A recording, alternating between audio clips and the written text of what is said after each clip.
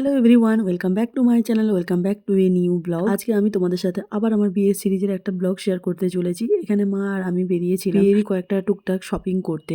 তো এই যখন শপিংটা আমি করতে গিয়েছিলাম, তো বলতে পারো এটা কিছুদিন আগেরই ভিডিও। এখন তোমরা দেখে বুঝতেই পেরেছো যে আমার বিয়ে অলরেডি হয়ে গেছে।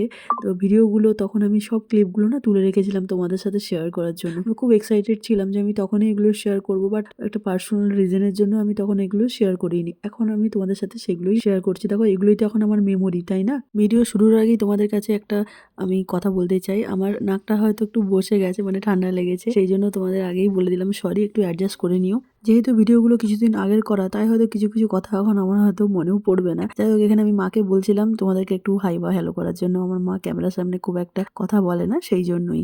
তো তোমরা ভিডিওটা দেখতে থাকো, আর আমার এই ভিডিওগুলো তোমাদের কেমন লাগছে, এই সিরিজটা, সেটাও কিন্তু জানিও। একটু অন্যরকম করার চেষ্টা করলাম, আমার লাইফে একটা নতুন আপডেট হয়েছে সেই জন্য। ওই দিন আমরা বাজারে গিয়েছিলাম মেনলি ওর জন্য ছাতা কিনতে। তোমরা তো জানো যে মেয়ের বাড়ি থেকে ছেলে যখন তত্ত্ব যায়, সমস্ত কিছুর সঙ্গে ছাতাটাও কিন্তু যায়। ছাতা থেকে শুরু করে রুমাল, ব্যাগ, সবকিছুই। তো আমরাও সবকিছু দেওয়ার চেষ্টা করেছিলাম। দেখো, এগুলো সমস্ত কিছু নির্ভর করছে তুমি ভালোবেসে যেটুকু দেবে তোমার সামর্থ্য অনুসারে, সেটাই। আমরাও আমাদের সামর্থ্য অনুসারে ওকে এগুলো দিয়ে সাজিয়ে দেওয়ার চেষ্টা করেছিলাম, আর ও এটাতে খুব খুশিও হয়েছে। এই ছাতাটা এখন কিন্তু আমরা সঙ্গে করে নিয়েও এসেছি। আর আমি যে আমার ছাতাটা বানিয়েছিলাম আমার জন্য ফটোশ্যুটের জন্য, সেটার ভিডিও আমি তোমাদের সাথে শেয়ার করেছিলাম। শর্টসের লিঙ্ক আমি এটার সাথে অ্যাটাচ করে দেবো। আমি যে ছাতাটা আমার জন্য বানিয়েছিলাম, ওটা কিন্তু আমি জাস্ট বানিয়েছিলাম আমার ফটোশ্যুটের জন্য। আরো অনেক কিছু করার ছিল আমার ওই ছাতাটা নিয়ে। শেষ মুহূর্তে না আমি আর পারলাম না, মানে সময় করে উঠতে পারলাম না। সেই জন্য ভেবো না যে আমি কেনই এরকম ছাতা কিনেছিলাম। আমার ইচ্ছে ছিল আমি আরো ভালো ছাতা কিনবো, বা আমার মাও চেয়েছিল আমাকে ভালো ছাতা কিনে দেওয়ার, বাট আমি নেইনি শুধু ওই কারণটার জন্যই। কেন একটা ভালো ছাতা নিয়ে ওইভাবে আমি লেস বসিয়ে যেভাবে বানিয়েছিলাম, ছাতাটা নষ্ট হয়ে যেত, সেটা আমি চাইনি। তাই ভেবেছিলাম যে আমি ফটোশ্যুটের জন্য একটা নর্মালি একটা ছাতা কিনে আমি ওটা বানাবো। তো এখানে আমি ওর জন্য ব্ল্যাক ছাতাই নিচ্ছি। জানি তোমরা হয়তো অনেকে বলবে যে ব্ল্যাকটা বিয়েতে অশুভ, কেন ব্ল্যাকটাই নিলাম। বাট দেখো, জেন্টসের কালার বললে কিন্তু ব্ল্যাকটাই মেনলি দেখায়, তো সেই জন্য আরও টুকটাক কয়েকটা জিনিস কিনেছিলাম। চলো তোমরা ভিডিওটা পুরোটা দেখতে থাকো, দেখলেই বুঝতে পারবে।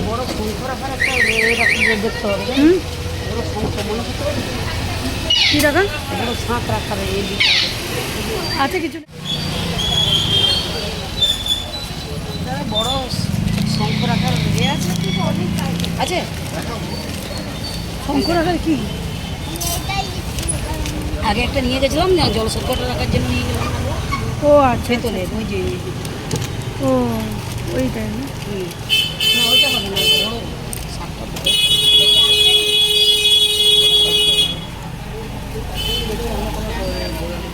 যে এখানে এই কাকুটার দোকানে আমরা দাঁড়িয়েছিলাম, এই কাকুর দোকান থেকে আমরা টুকটাক কয়েকটা জিনিস কিনে থাকি।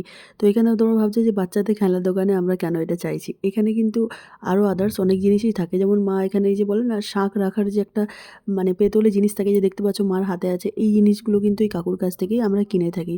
এর আগেও আমরা কিনেছিলাম, তারপরে আবার একটা বড় কিনলাম আর কি। তো দেখো, তারপর আমরা ওখান থেকে চলে এসেছিলাম ব্যাগ দোকানে। আমি আমার জন্য মেনলি ব্যাগ দেখতে গিয়েছিলাম। ব্যাগও দেখেছি, ছাতা, অনেক কিছু কিনেছি। তো ওই দিন গিয়েছিলাম যে ভেবেলাম তাহলে ব্যাগটা নিয়েই নিই, ব্যাগ তো নিতে হবে। তো এমনিতেও আমি একটা পটলি ব্যাগ নিয়েছিলাম বিয়েতে, সেই ভিডিওটা আমি তোমাদের সাথে শেয়ার করেছি, শর্টসে আছে, তোমরা চাইলে দেখতে পারো গিয়ে, বিয়ের সিরিজটাতে দেওয়া আছে। ও আরেকটা কথা তোমাদের বলে দিই, আমি কিন্তু আলাদা করে আমার একটা পুরো সিরিজ বানিয়েছি বলতে পারো। ওই বিবাহ বলে একটা আমি আমার পুরো সিরিজ বানিয়েছি। ওখানে তোমরা গেলে দেখতে পাবে আমি পুরো বিয়ের সিরিজ, বিয়ে রিলেটেড যত আমি ভিডিও বানিয়েছিলাম, ওখানে তোমরা সার্চ করলে সেই ভিডিও সব দেখতে পাবে। আরও আস্তে আস্তে আমি তোমাদের সাথে আরও আপলোড করব। তার আগে যেগুলো আপলোড করেছি সেগুলো চাইলে তোমরা গিয়ে দেখতে পারো। এর সামনে তোমরা আরও ভিডিও দেখতে পাবে, বাট সময়ের অভাবে এখন দিতে পারছি না। টানা মানে ব্লগ করতে পারছি না বা দিতে পারছি না। ব্লগগুলো এডিট করে যে দেবো সেই সময়টুকুও হচ্ছে না। বুঝতে পারছো, লাইফে একটা চেঞ্জেস এসেছে, নিউ লাইফে এসেছি। তো এখানে অনেক কিছু রেসপন্সিবিলিটি বেড়ে গেছে, বাইরে এসেছি। তো সেগুলোও তোমরা আস্তে আস্তে সব দেখতে পাবে। সেই সব ব্লগগুলোও তো জমা আছে না, সেই সব ব্লগগুলো এডিট করে করে তোমাদেরকে পরপর দেবো। হয়তো একটু দেরি হচ্ছে, প্লিজ তোমরা একটু অ্যাডজাস্ট করে নিও। তো এইখানে এই ব্যাগটা আমি মেনলি নিয়েছিলাম, তোমরা ওনার হাতে যে ব্যাগটা আছে। তো আমার এখানে একটা পছন্দ হয়েছিল হোয়াইট কালারের, বাট মা বললো যে হোয়াইট কালারটা না ঠিক দেখতে খুব একটা ভালো লাগছে না, তাই আমি লাস্টে ওই ব্যাগটাই নিয়েছিলাম। জানো তো, আমার ইচ্ছে ছিল বিয়েতে আমি কোনো একটা ব্র্যান্ডেড ব্যাগ নেব। তো সেটা যখন হলো না, তারপর ভাবলাম যে না, নর্মালি ব্যাগ নিয়ে নিই।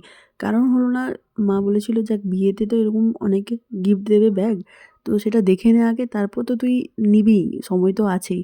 তো এখন মনে হয় বিয়েতে কিন্তু আমি অনেক গিফটের ব্যাগ যদিও পেয়েছি, মানে সিলেদার্সের ব্যাগ পেয়েছি, নর্মালি ব্যাগ পেয়েছি। তো সেই জন্যই আমি তখন বললাম না নর্মাল ব্যাগই নিয়ে নিই, এরপর তো সময় আছে, আস্তে আস্তে নেওয়া যাবে, কি আছে। তারপর দেখো ওখান থেকে বেরিয়ে আমরা গিয়েছিলাম এখানে আমাদের যে শাড়ির দোকান আছে বিশ্ববিখ্যাত, তোমরা যারা মেদিনীপুরে থাকো তারা জানো, আঁচল। তো আঁচলে গিয়েছিলাম এখানে আমার দিদার জন্য একটা শাড়ি নিতে, বিয়েতে যখন দিদা আসবে দিদাকে একটা শাড়ি দেওয়া হবে, সেই জন্যই মা দেখতে গিয়েছিল। দিদা এবং মাসিমা, মানে আমার দিদির যিনি শাশুড়ি মা, আমার মাসিমা বলি আমি, তাই জন্য। তো যদিও পরে দিদার জন্য এই শাড়িটা নেওয়া হয়েছিল কটনের, বাট পরে এটা চেঞ্জ করে মা অন্য একটা শাড়ি নিয়েছিল।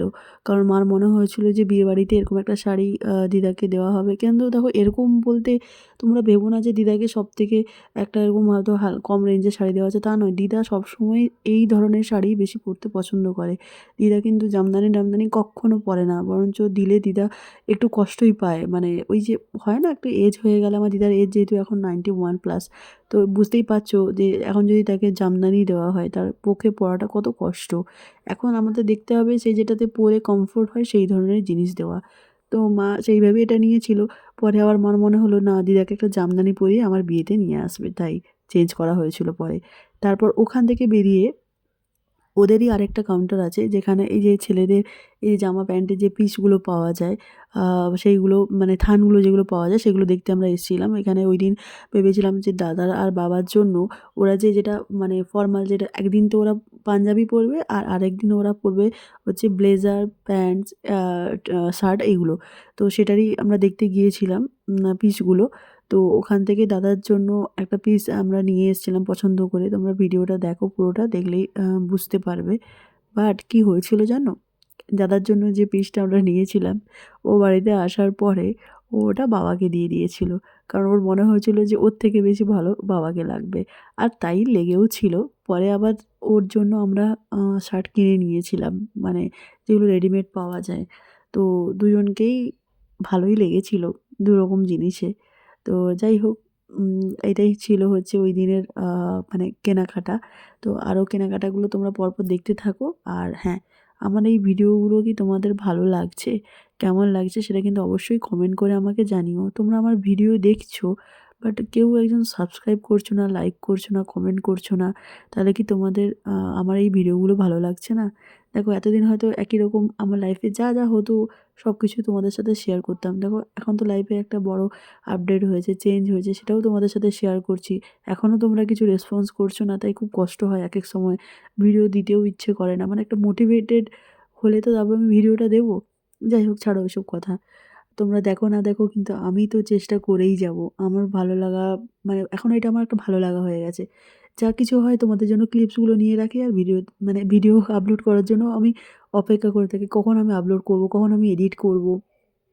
আর দেখো বলতে বলতে কিছু যেহেতু আমি খাইনি ওই দিন, সেই জন্য একটু এই কাকিমার কাছে চা আর চপ খেয়েছিলাম।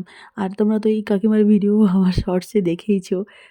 আমরা বড়বাজার যাব আর এই কাকিমার কাছে চা খাবো না, সেটা কখনো হয়? তো সেই জন্য চা আর চপ বিস্কিট এইগুলোই আমরা ওই কাকিমার কাছ থেকে আমরা মেনলি খেয়ে থাকি। আর মাঝে মাঝে বাবার জন্যও কিন্তু বাড়িতে নিয়ে আসি। আর বাবা যেহেতু প্রেশার আছে, তাই বাবাকে চপটা কম দেওয়ারই চেষ্টা করি। বাট মাঝে মাঝে মনে হয় যে না, ওই মানুষটাও তো বাড়িতে আছে, ওর মানে তার জন্য নিয়ে আসাটা আমাদের উচিত। আর উচিতের থেকে বড় কথা, আমাদের কখনোই কেউ কাউকে ছাড়া না কখনো কোনো কিছু খাই না, জানো তো? এটা হচ্ছে মেন ব্যাপার। যেটুকু যা যখন কিনি বাড়িতে যেই থাকুক না কেন সবার জন্য আমরা নিয়ে আসি। সে আমি বেরোই কি আমার মা, যেই হোক না কেন।